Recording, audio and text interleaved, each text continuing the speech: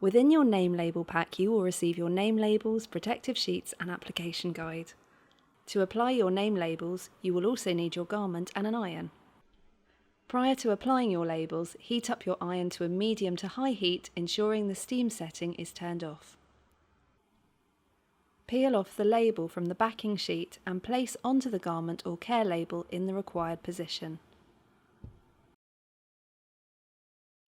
Place your protective sheet over the label. Baking parchment can work as an alternative here where required. Applying firm pressure, press the iron down on the label for 10 to 15 seconds. We recommend keeping the iron moving during this period to avoid scorching the garment.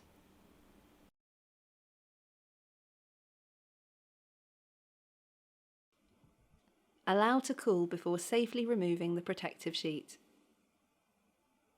Check your label to ensure no edges are lifting and that the label is embedded into the fabric or care label.